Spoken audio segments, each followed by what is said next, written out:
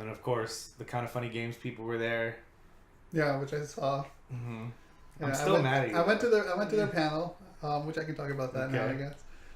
Their panel was very good. Unfortunately, I didn't get most of the. I was going to record the entire panel, but I ran out of battery. And that really sucked because I got like the first part, which is the part you probably already know, which is the story of how they got started, and then they got into like the Q&A. Yeah. But it was originally just supposed to be Greg Miller, right? That's his name. Yep. Greg Miller on the stage, basically telling his story and then answering questions about when to ask your audience for money, and how to probably when and how to ask your audience for money.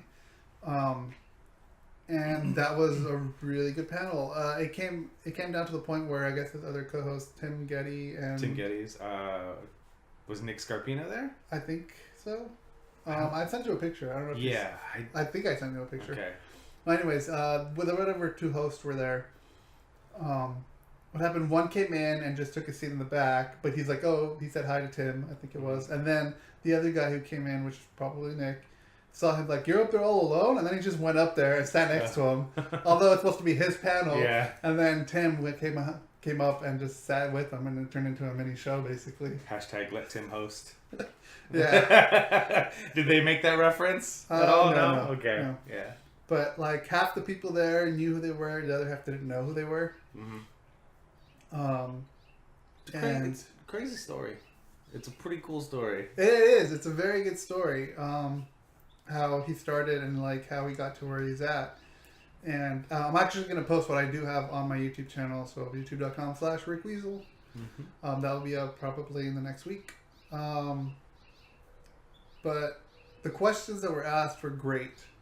Really good questions. Like someone asked, like, so if I'm this small, like, when do I ask my audience, for money? And then he's like, well, first of all, don't think of it as asking them for money. Think of you providing them information and them getting value for what you have to say. You're offering a service. Exactly. And like once you think about it that way, it's a lot easier. Like we got to the point where it was more expensive to run our whole system, where then we like, well, what do we do? Patreon, because then Patreon, and then you got into what Patreon is, which I'm just going to assume everyone knows what Patreon is. And they were nervous about it, but once they did it, people just came flooding in saying, "Oh, we'll help you out. We get value from what you have to say." So he said that when to start is basically whenever you feel like it. You can start now, even if you have just one follower. Because think about it, even though you have one follower, and that one follower, let's say, puts $5 or even $1, and they continue with you once your audience builds. That person is gonna be the one to say, "I was there from the start." Yeah, I was in on the ground floor. Yeah, exactly. Yeah. That's actually what he said, on the ground floor.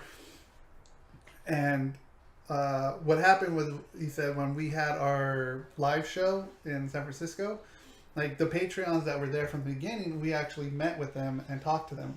Like we had a meeting because they were there from the ground floor. So Kind of Funny Live is the Kind of Funny Live, yeah. So he really says, like, it's really any time is a good time. Just remember, once you do this, you're a business. You're bringing value to people. Right. You need to be on top of your shit, And then another good question someone asked, like, what about rewards? Because with rewards, you can go physical or digital. And they said right away they learned never go physical stuff, because that is going to be so hard to take care of. I mean, not even that, just the cost. The cost of shipping and all that is it's too much. They said they learned that lesson the hard way. Greg always said we learned that if we wanted to sell shirts, we'll just sell t-shirts on our website. We're not going to make that part of a tier, because then you got to factor in the cost of the shirt and shipping and one at a time, and then you have to work with a printer that will print to order shirts, which it's a lot easier now. There's a lot of companies that will do print to order and do it pretty cheaply now. I don't know why it's so cheap now to make t-shirts, but apparently it's all coming out of like the Chicago area. Oh, really? Yeah, every a Shirt Punch, Ripped Apparel, T Fury, Pro Wrestling Tees, Like all those come from Chicago area, in and around the Chicago area. Oh wow, I don't know there was Yeah. a Chicago area.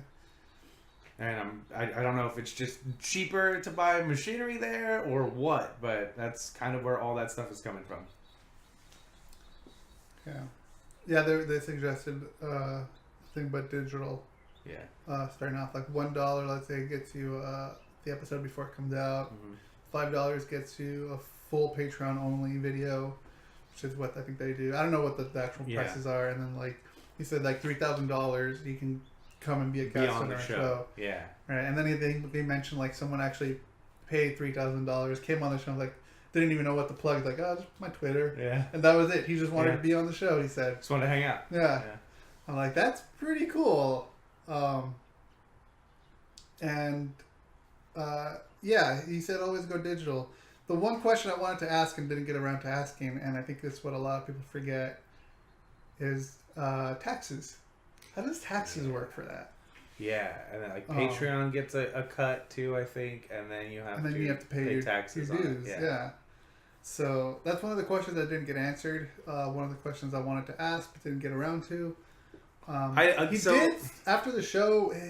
Greg did come out and like answered a few questions, but I was already late for another panel, so I had to go. But as you were walking away, you should have just yelled, "Turn on the fog machine." I don't want to be that guy. Oh God! He would have heard you and noticed you, and got like, okay, this dude knows, he gets it. I don't get it though. But you don't need to. Just be like, turn on the fog machine. Oh, fucking Greg Miller. That dude cracks me up. But yeah. Apparently they've been to VidCon a few times. I didn't know that. Yeah. Yeah, they went last year too, I think. Yeah, they said they went actually, it's like their third year or something like that. Mm-hmm. Yeah, they stopped and asked questions, and like I was kind of overhearing because I kind of waited to try to ask them a good question. Yeah. But like overhearing some of the conversations they did have with people, they were like, "Oh, this was the first time I've heard of you. I'm totally gonna look you guys up." And like people were all excited. They liked his attitude. They liked who they were and what they stood for. Yeah. And there were a lot of people that became new fans of them. So. Yeah, I won't say I'm new to them, because I mean, I've kind of followed them a little bit since IGN, you know, Greg and Colin since IGN, but like I talk about it all the time. I'm a fan of GiantBomb.com. That's kind of where I go for all my video game stuff. And then about 3 months ago, I started listening to the Kind of Funny Games cast and the Game Over Greggy show and their PlayStation podcast, P.S. I Love You. Yeah. And I really liked it. And it took 3 months, but I am a patron of theirs now. I only give $1 a month, but it's $1, and that gets me... A little bit helps them. Yeah, that gets me Patreon-only exclusive episodes. They do one a month, and early access to the podcasts if I want them. But I have a podcast app, so I have their feeds in the app. Oh, okay. So I just listen. You get them like a week later there, and it doesn't really bother me. It's the convenience factor of being able to just it just downloads when it's there, and not have to download it and all that stuff. But yeah, it's I've been listening to their Patreon exclusive episodes for the last couple of weeks while I've been at the gym, and I actually listened to one the other night, and it's from April, I think, of 2015, the Patreon exclusive episode, and it's just Greg and Colin together just talking, and that's it. The other guys were gone. So that's roughly about 4 months after they launched the Patreon thing for Kind of Funny Games and all that stuff, and it's worth the $1 to just listen to that episode. Because it didn't start out like they were going to talk about, you know, the business, so to speak, of Patreon and all that. But they get into like this whole thing of like inspiration and wanting something and wanting to do something. But you can't just have the want. You have to have the passion. But you can't just have the passion. You have to have the grit and determination to stick it out and keep moving forward. And like, I listened to that and I was like, man, yeah, like, just got inspired by that episode to continue doing what I'm doing. Like, when I was growing up, there was two things I wanted to do. I wanted to either be on the radio or be a professional wrestler, or both.